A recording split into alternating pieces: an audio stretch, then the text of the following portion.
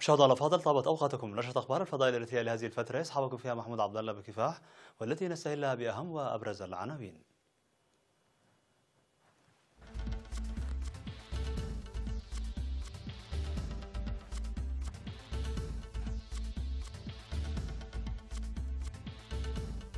رؤساء إريتريا وكينيا وأثيوبيا يلتقون في العاصمة أسمرة. فخامة الرئيس ياسر أفورقي ورئيس وزراء أثيوبيا يزوران جمهورية جنوب السودان.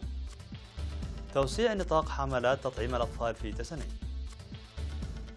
الدولة الإسلامية على شفا الهزيمة في آخر جيوبها بشرق سوريا. ترامب يطلب من الصين إلقاء رسوم جمركية على منتجات زراعية. وسبيس إكس تطلق كبسولة إلى محطة الفضاء الدولية.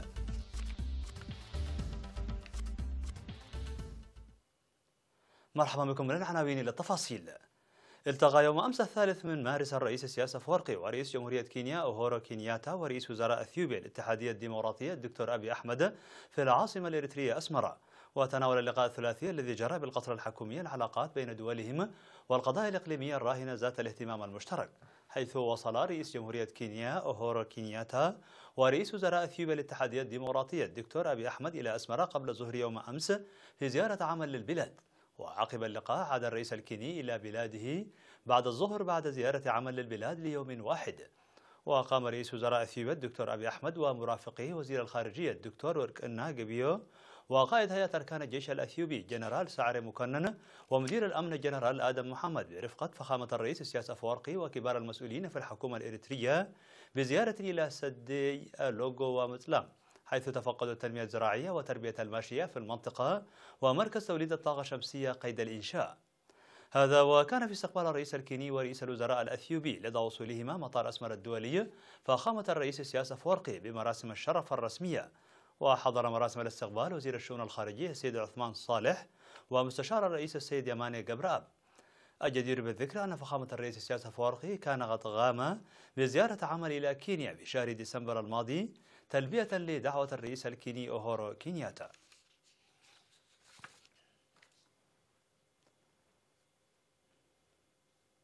توجه الرئيس سياسة أفورقي ورئيس وزراء أثيوبيا الاتحادية الديمقراطية الدكتور أبي أحمد صباح اليوم إلى جمهورية جنوب السودان، وسيبحث الزعيمان في جوبا مع الرئيس الفاكر مايرديت تطورات الأوضاع في المنطقة والقضايا ذات الاهتمام المشترك.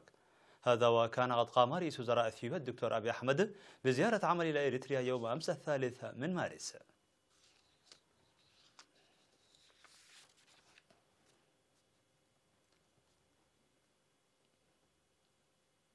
أوضح المدير الطبي لمستشفى تسنية الدكتور هينوك تكي بأن توسيع برامج التطعيم بنسبة 98% في مديرية تسنية بفضل الجهود المبذولة خلال السنوات الخمس الماضية ساهم في خفض نسبة وفيات الأطفال تحت سن الخامسة، مشيرا إلى تنظيم المؤسسات الصحية حملات تطعيم منتظمة في معظم مناطق المديرية، فضلا عن توجه الكادر الصحي إلى المناطق النائية لإنجاح تلك الحملات. وموضحا بأن متابعة الحوامل لأوضاعهن الصحية والولادة في المؤسسات الصحية ساعد في خفض نسبة وفيات الأطفال، وأشار إلى خفض الأمراض المعدية خاصة الملاريا والسل والإيدز وازدياد الأمراض غير المعدية. وذكر بأن مستشفى تسني يقدم خدمات تشمل حتى العمليات الجراحية، موضحا بأن أنشطة النظافة الشعبية بمعدل مرتين في الأسبوع ورش المبيدات الحشرية أدى لخفض نسبة الوفيات بمرض الملاريا إلى درجة الصفر، وكذا السيطرة على مرض شيكوغونيا المعروف محليا بكرفس. هذا ويقدم مستشفى تسنية الخدمات لمديريات تسني وقلوج وهيكوتا وفورتو ساوا.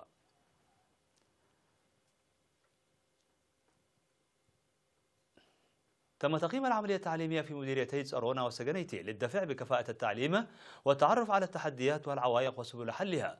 وأوضح مسؤول التعليم في تسارونا الأستاذ سليمان محمود في التقرير الذي قدمه بأن نسبة النجاح في امتحانات نصف السنة الدراسية بلغت 98% في المرحلة الابتدائية و65% في المرحلة المتوسطة و46% في المرحلة الثانوية.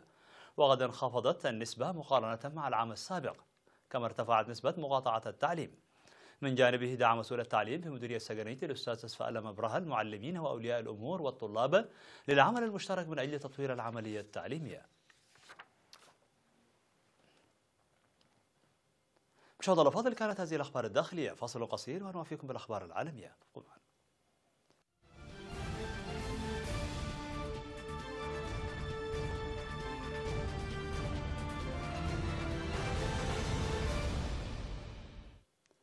على الصعيد العالمي بات تنظيم الدولة الإسلامية قاب قوسين أو أدنى من الهزيمة في آخر منطقة يسيطر عليها، حيث قالت قوات سوريا الديمقراطية أنها توقلت في المعقل الأخير للتنظيم المتشدد قرب الحدود العراقية، وذلك في تتويج لجهود مستمرة منذ 4 أعوام لدحر المتشددين.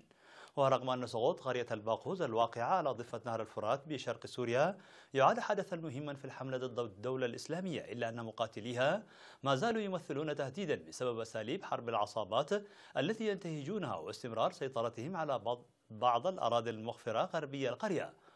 وقد اتحدت قوات محلية ودولية لمواجهة التنظيم المتشدد بعد إعلانه دولة الخلافة على أراضي سيطر عليها في هجمات خاطفة بسوريا والعراق عام 2014.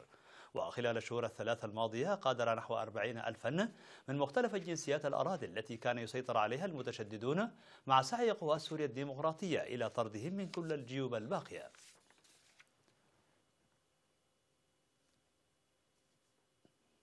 قال الرئيس الأمريكي دونالد ترامب أنه طلب من الصين إلقاء جميع الرسوم الجمركية المفروضة على المنتجات الزراعية المستوردة من الولايات المتحدة الأمريكية على الفور، نظرا لأن المباحثات التجارية تمضي على نحو جيد. وأجل ترامب خططا لفرض رسوم جمركية نسبتها 25% على السلع الصينية يوم الجمعة. وقالت الصين في بيان لها أنها ترحب بتأجيل فرض الرسوم الجمركية الأمريكية.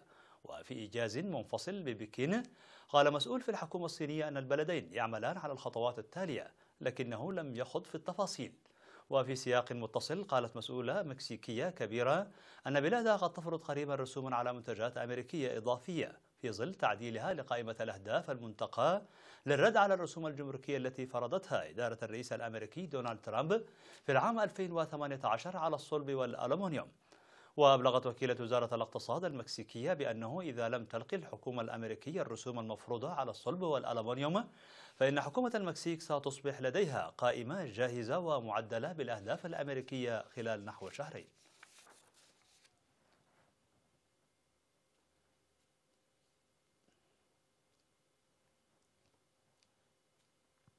أطلقت شركة سبيس إكس كبسولة غير مأهولة إلى محطة الفضاء الدولية يوم السبت، وذلك في خطوة كبيرة على طريق هدف الشركة لاستئناف إرسال رحلات مأهولة إلى الفضاء انطلاقا من أراضي الولايات المتحدة هذا العام. وانطلقت الكبسولة كرو دراغون التي يبلغ طولها 4.9 متر عبر صاروخ من طراز فالكون 9 من مركز كينيدي الفضائي في فلوريدا. وقالت ناسا من المتوقع أن يستقبل طاقم المحطة الفضائية المكون من 3 أفراد الكبسولة التي ستحمل إمدادات ومعدات تزن حوالي 181 كيلوغراما.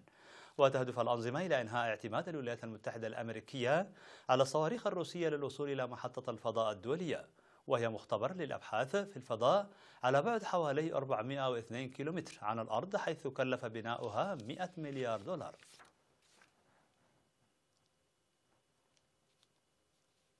عرضت في لندن لوحة صممها برنامج كمبيوتر ولفتت الأنظار وسط أعمال فنانين كبار قبل مزاد فني كبير يقام هذا الأسبوع في لندن.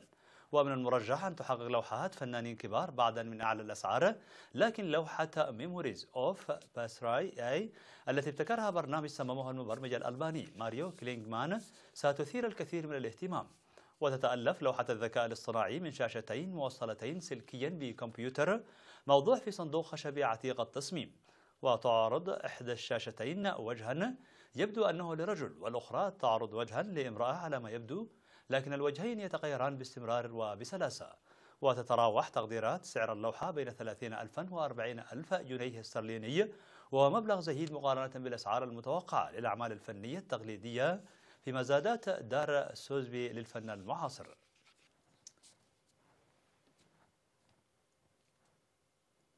مشاهدينا الأفاضل، فاصل قصير ونوافيكم بالأخبار الرياضية، بقوا معنا.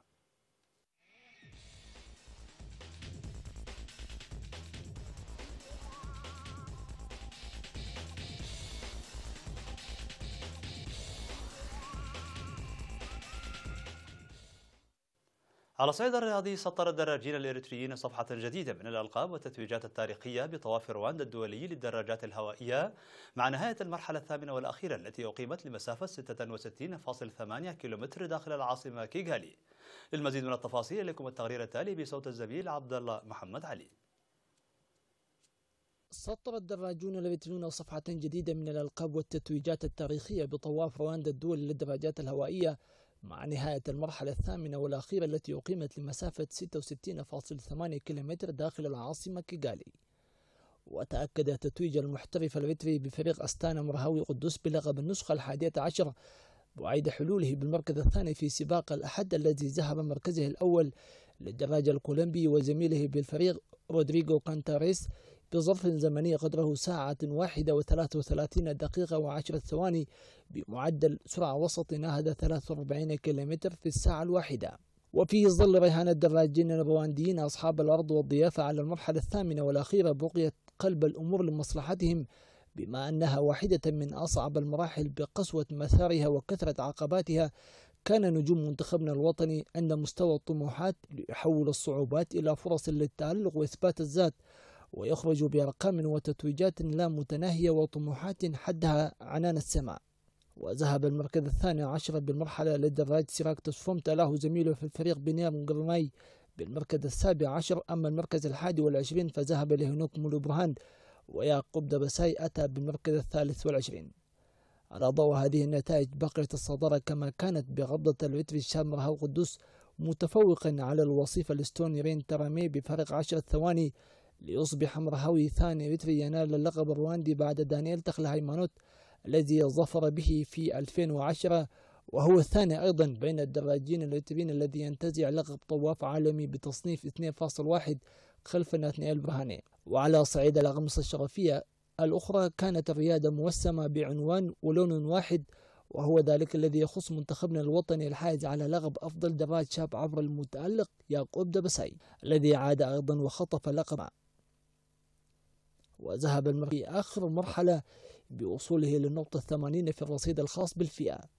وتضاعف الإنجاز الإريتري مع التتويجات في نسخة هذا العام من طواف رواندا الدولي بتتويج منتخبنا الوطني الذي أشرف عليه فنيا المدرب موسياس هيل بلقب أفضل فريق بفارق أكثر من دقيقتين عن الوصيف فريق انتر برو سايكلين الياباني، وبفارق أكثر من 6 دقائق عن المتصدر السابق فريق أستانا الكازاخي.